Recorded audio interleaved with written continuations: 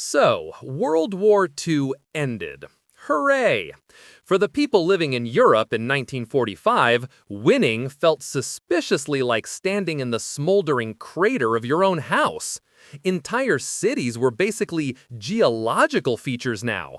Hamburg, for instance, had more rubble than all of the British cities bombed during the Blitz combined. Infrastructure had ceased to be a thing. Bridges were ornamental iron arches in rivers, and railway lines were just suggestions. People were starving, not in a poetic, we must tighten our belts way, but in a literal, boiling leather for soup kind of way. The continent was a giant open-air hospital filled with millions of displaced people, and the doctor had just left the building. It was, to put it mildly, a bit of a mess. Now, from Washington's perspective, this apocalyptic hellscape had one particularly nasty side effect. Desperate, starving people tend to get political. They start listening to ideas that sound great when you haven't eaten in 3 days. And the big idea making the rounds was communism. Local communist parties in places like Italy and France were suddenly looking very popular, winning significant chunks of the vote. The thinking in the White House was remarkably simple. A hungry person is a potential communist, but a person with a full belly and a job is a potential customer. They realized the most effective weapon against the Red Menace wasn't a tank or a bomb. It was a can of Spam and the promise of more to come. This is where George C. Marshall steps onto the stage. Don't picture a wide-eyed idealist. This was a 5-star general, the Army Chief of Staff during the war. He was a man who understood logistics and power, not poetry. In June 1947, he gives this famously understated speech at Harvard. There was no soaring rhetoric. He basically said, "Europe is broken. This is bad for everyone, including us. If you guys can get together and write us a shopping list, we'll think about paying for it." This was the genius of it. It wasn't a handout. America made the Europeans form a committee, the Organization for European Economic Cooperation, to figure it all out themselves. It was the ultimate group project, assigned by the rich kid who was going to pay for all the supplies anyway. Here's the beautiful Machiavellian masterstroke. The offer of aid was officially extended to everyone, including the Soviet Union and its brand new Eastern Bloc puppets. Washington knew, with absolute certainty, that Stalin would never, ever accept. The conditions were basically an ideological poison pill. To get the money, countries had to open their books, provide detailed economic data, and integrate their economies with the West. For Stalin, that was like asking him to personally install a jukebox and the neon "Capitalism Rules" sign in the middle of the Kremlin. He not only refused, but forced Poland and Czechoslovakia, who were actually interested, to decline as well. This move brilliantly framed the Soviets as the ones dividing Europe, while America got to look like the generous, open-handed benefactor. So, what was the hidden agenda? Because there's always one. First, a huge chunk of the $13 billion in aid came with a tiny little string attached. It had to be used to buy goods from the United States. American farms and factories, which had been churning out war material, were terrified of a post-war recession. Suddenly, they had a massive, government-funded export market. It was arguably one of the most effective economic stimulus packages in American history. Second, the plan wasn't just about sending money. It also sent thousands of American experts and advisors. They arrived to teach Europeans the sacred arts of American-style management, industrial efficiency, and, most importantly, consumerism.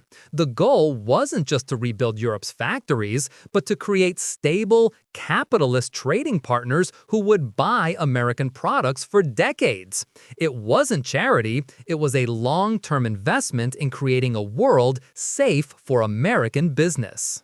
The plan's influence went far beyond economics. It was a cultural Trojan horse.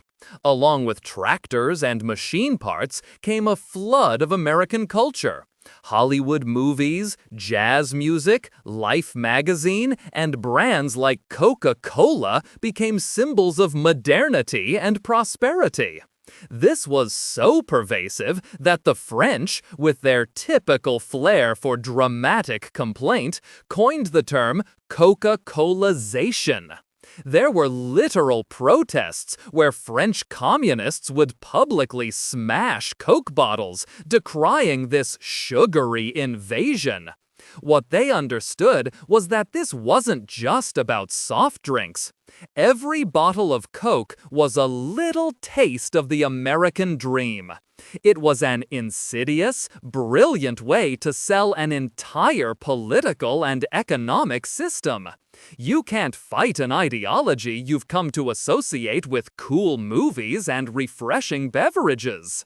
Let's talk numbers. The final bill was around $13 billion between 1948 and 1951. In today's money, that's well over $150 billion, a staggering amount.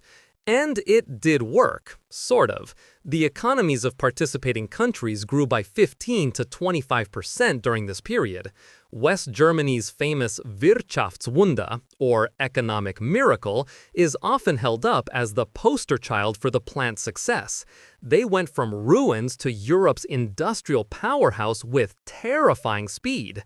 However, historians, who love to ruin a good story, still debate how much credit the plan truly deserves. Some argue that Europe was already recovering and the Marshall Plan just hit the accelerator. It's like giving a world-class sprinter an energy drink right before the 100-meter dash. Sure, it helped, but he was probably going to win anyway. Whether it was the sole cause of recovery or not, the plan had enormous consequences. By forcing Stalin to reject the aid, it drew a very clear, very permanent line down the middle of the continent. The Iron Curtain wasn't just ideological anymore, it was now economic, a dollar-denominated wall. On the western side, another funny thing happened. To effectively manage and distribute the American aid, these European countries that had been trying to kill each other for centuries had to cooperate. They had to lower trade barriers and work together on joint industrial projects.